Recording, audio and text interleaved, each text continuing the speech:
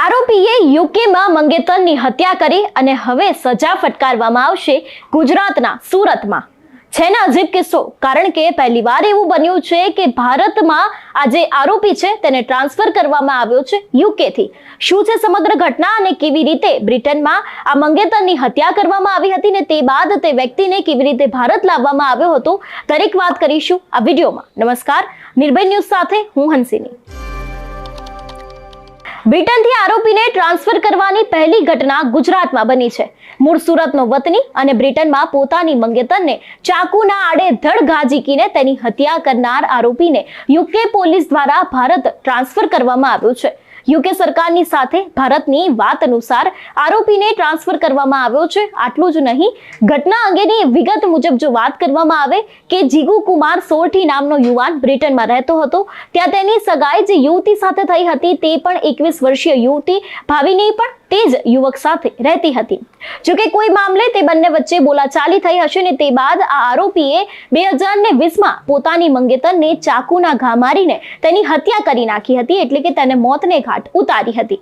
ઉમરગાંવના જો કલગાંવ એરિયા છે ત્યાંના એક રહેવાસી છે જીગુ કુમાર સોરઠી, જે યુકેમાં એક મર્ડર કેસમાં જો કન્વિક્ટ થયેલા છે અને અમુક વર્ષો ત્યાં એના સજા કાપીને જો આપણા ભારત સરકાર અને યુકે ગવર્મેન્ટ સાથેના ટ્રાન્સફર ઓફ સેન્ટેન્સ પર્સનના જો એક એગ્રીમેન્ટ છે એના હિસાબથી બીજા જેટલા બી સમયના સજાના બાકી છે એના સજાના સમય અહીંયા લાજપુર સેન્ટ્રલ જેલમાં ગાળવા માટે જો અમારી ટીમ ભારત સરકારના ગૃહ મંત્રાલયના હુકમથી જો બ્રિટિશ ઓથોરિટીઝ એના આપણા કબજો સોંપેલ જોઈએ.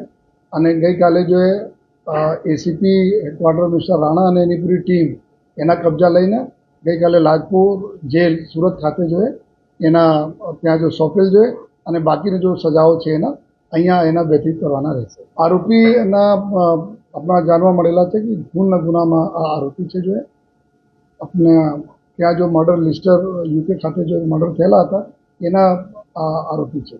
એટલા પર સમય જો ઇન્ફોર્મેશન ઓફિશિયલ ઇન્ફોર્મેશન મળી છે કે બાકીના સમય જેટલા કરવાના છે આ જો જેલ ઓથોરિટીઝનો આપણે ભારત સરકાર એના જેલ ઓથોરિટીઝને ઇન્ફોર્મ કરેલા છે.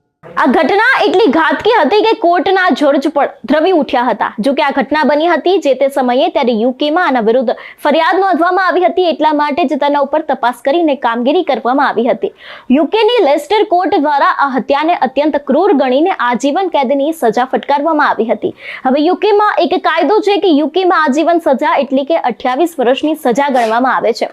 એટલે પરિવારે યુકે અને ભારત સાથેની વાતચીત અનુસાર આરોપી જીગુને ભારતની જેલમાં ટ્રાન્સફર કરવા માટેની માંગ કરી હતી. એટલે કહી શકાય કે તે 28 વર્ષની તેને આજીવનની સજા થઈ હતી. તે બાદ હવે તેને ભારત લાવવાની માંગ પણ કરવામાં આવી હતી, જેથી કરીને તેને સુરત જેલ છે તેમાં ટ્રાન્સફર કરવામાં આવ્યો હતો. આ મામલે બંને દેશો વચ્ચે વાટાઘાટો થયો. તે બાદ આખરે આરોપીને 4 વર્ષ બ્રિટનની જેલમાં સજા ભોગવ્યા બાદ હવે તેને ભારત ટ્રાન્સફર કરવામાં આવ્યો છે. બ્રિટિશ એક્સપર્ટ કેદીને પોતાની સાથે રાખીને યુકેથી દિલ્હી એરપોર્ટ સુધી પહોંચ્યા હતા. ત્યાંથી આરોપીને સુરત ખાતે લાવવામાં આવ્યો હતો અને દિલ્હી ખાતે ગુજરાત પોલીસે કેદીનું હેન્ડઓવર કર્યું હતું, એટલે કે આ કેદીને ભારત સરકારને સોંપી દીધો હતો. આ સમગ્ર મામલો છે તેની વિડીયોગ્રાફી પણ ઉતારવામાં આવી હતી કે કયા સ્થળે આરોપીને મૂકવામાં આવ્યો હતો, ક્યાંથી તેને લઈ જવામાં આવ્યો હતો. એટલું જ નહીં, તેના ઉપર દરેક એવી નજર અને તેની તપાસ સતત ચાલુ રાખવામાં આવી હતી, કારણ કે ગુજરાતમાં આ એક એવી પહેલી ઘટના છે જેમાં આરોપી છે તેને યુકેથી ભારત ટ્રાન્સફર કરવામાં આવ્યો છે. તેની સજા છે તેને પણ અહીંયા ટ્રાન્સફર કરવામાં આવી છે. હવે કેદી પોતાની 4 વર્ષની સજા બાદ અન્ય જે 24 વર્ષની સજા છે તે સુરતની જેલમાં ભોગવવાનો છે તેવી પણ અત્યારે હાલ માહિતી મળી રહી છે.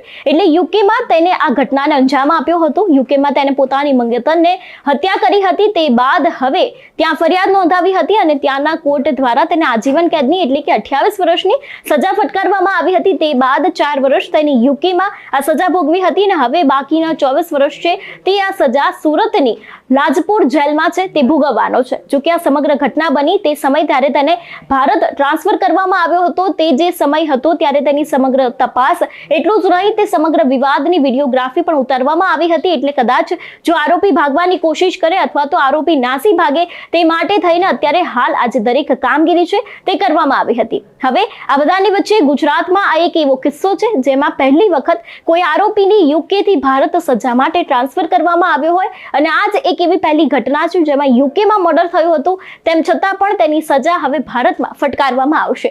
આ બધાની વચ્ચે જો વાત કરવામાં આવે, અનેક એવી ભારતીય લોકોની સુરક્ષા અત્યારે હાલ કેનેડા હોય કે પછી અનેક એવા વિદેશ હોય તેમાં રહી નથી અને હવે આ બધાની વચ્ચે એક એવો કિસ્સો કે જેમાં 2020માં હત્યા થઈ હતી અને હવે એ જ હત્યાનો અંજામ છે, તેની જે સજા છે તે ભારતમાં આપવામાં આવી રહી છે. જો કે ગુજરાતમાં આવી પહેલી ઘટના બની છે, તેને લઈને તમારું શું માનવું છે અમને કમેન્ટ કરીને ચોક્કસથી જણાવજો. તેની સાથે જ અમારી ચેનલ એટલે કે નિર્ભય ન્યૂઝને લાઇક અને શેર કરવાનું ભૂલશો નહીં. નમસ્કાર.